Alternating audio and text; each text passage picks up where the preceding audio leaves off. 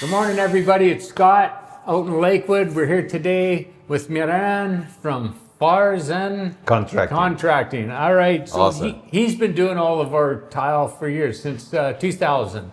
And anyway, so we're going to talk today a bit about what we've done here as far as how we protect against leakage and everything. So, Mehran, why don't you talk about this, because we've changed from RedGuard. Yes, this is Ardex liquid waterproofing. So obviously is in gray.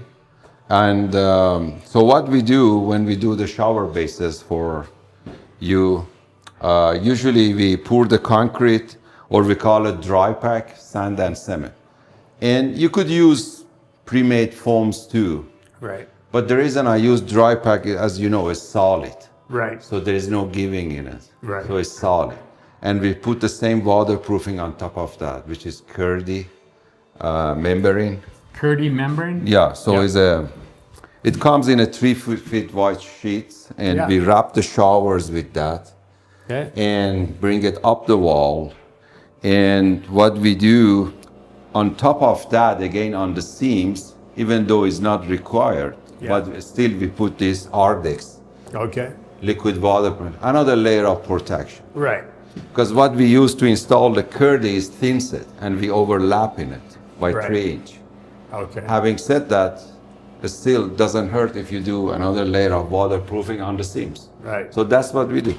Because we don't want issues Absolutely. later down the road, which, I mean, we both have experience of. Years later, somebody says, I don't know what's going on, not in our homes, but a renovation. Absolutely. And we have to tear everything out. The other thing is we've got here with our diverters and everything, big mistake that people often make is they don't have enough room for the plumber to get his screws in or to get his fixed screw in there to keep everything solid. So yeah, absolutely. We look at this specs to see what kind of cutout we need for the final trim. Right. And that's what we do. So we follow it. And we try to make nice circular cuts, nice and tight to all the fixtures. Yeah. And then here, because you having the black matte finishes, we did it on the drain. Yeah. Also, we like to use big tiles on the shower base. Yeah. So by doing so, we eliminate lots of grout lines, easy to maintain, and customers usually like that. It's a little bit more work and challenging as far as getting the slope right, but as you can see, it's doable, and we've been doing this last couple of years. Right. And I guess it looks nice. And also we follow the grout lines from the shower into the floor tile area. Right. So it's another nice touch. And I noticed again, when you look at how these grout lines run, obviously we can't line up with the 5x5s. Absolutely. But you've split the difference so that the tiles, the grout lines line up where they hit on the 5x5s. So when it comes to tiling and layouts, you try to have it symmetrical. So, you know, same cuts on each side, usually full pieces starting from outside the shower. The cuts is going to be inside corners. You try have to big pieces at the doorways. Right. You got to look into where the top sits. Yeah. Where the shower is. So when you do the tile layout, you know, you're going to go over all these areas and how the tiles lining up. Okay. Here we had different wall tiles, so we were not that worried about lining up the floor and wall. Yeah. So, you know, and then that area we have the top, and it has to be symmetrical again on the left and right hand side. So we're gonna follow the lines here.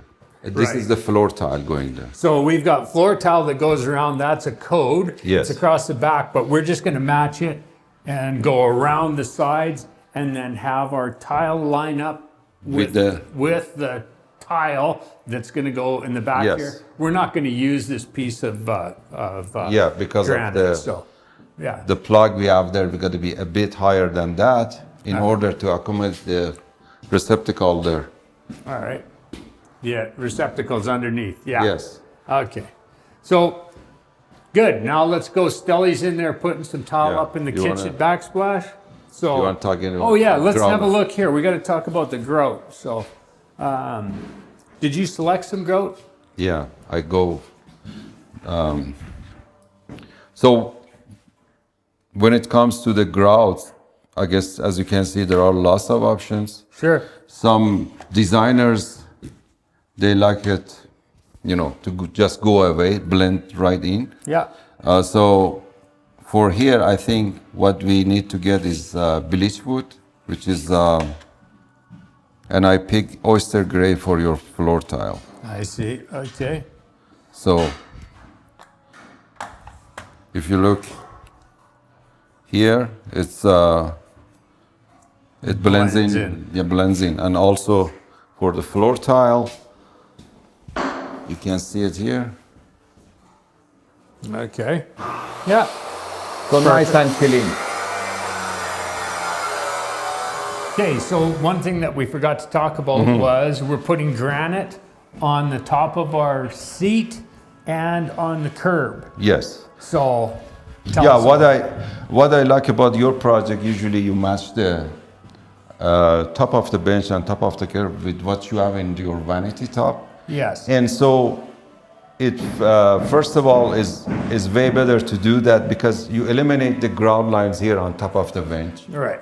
and also on top of the curb. So it's one piece Right. and it ties nicely to the vanity top. Yeah. So it's a nice touch to finishes it off.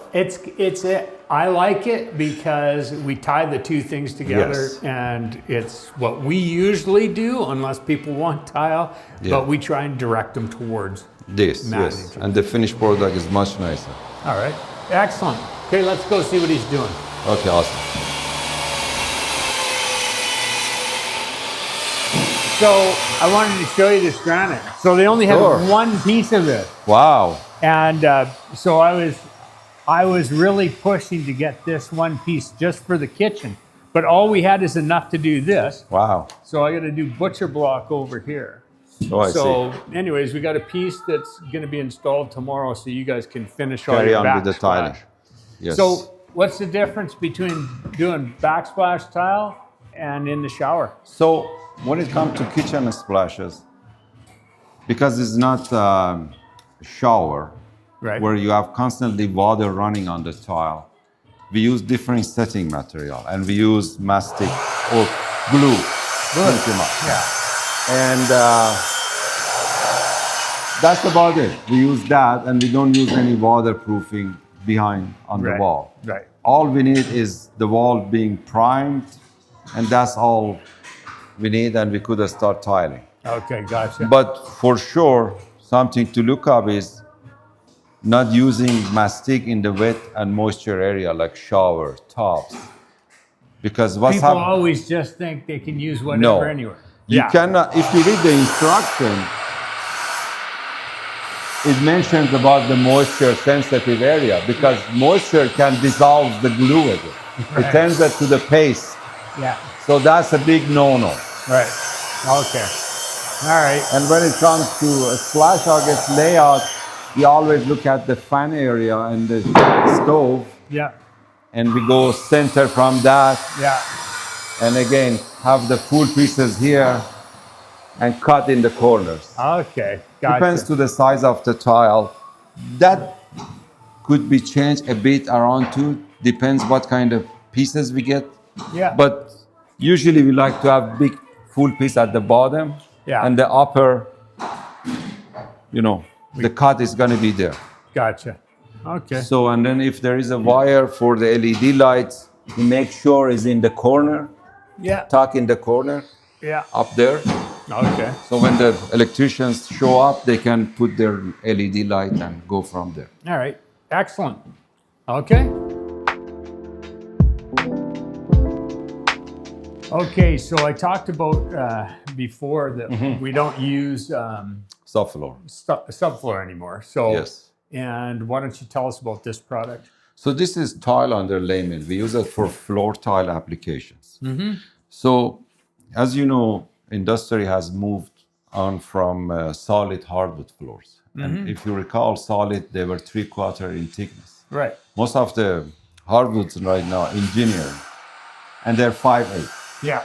And so what this product does, it helps us with two subjects. One is would be protects the tile Yeah.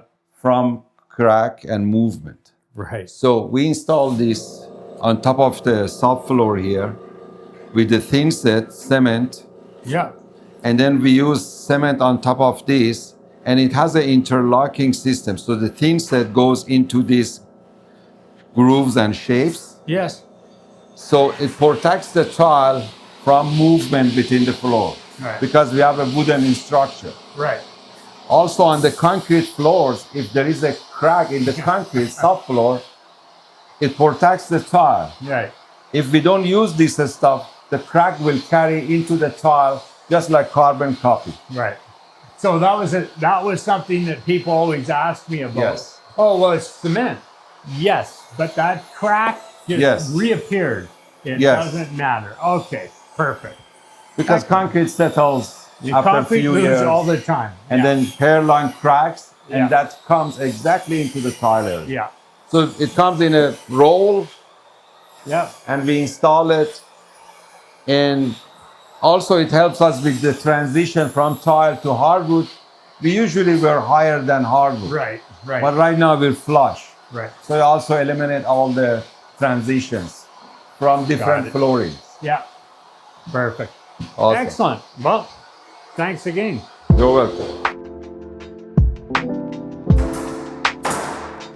So we already went over stuff with the tile setter, and we got the finishing carpenters working down here.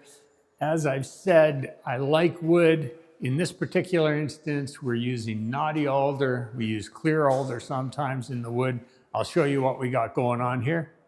So this is the case, the jam, and the stop. So this is case, this is jam, and this is stop. And the stop is what your door bumps into. Anyways, so they're just starting upstairs and downstairs. We got guys working everywhere.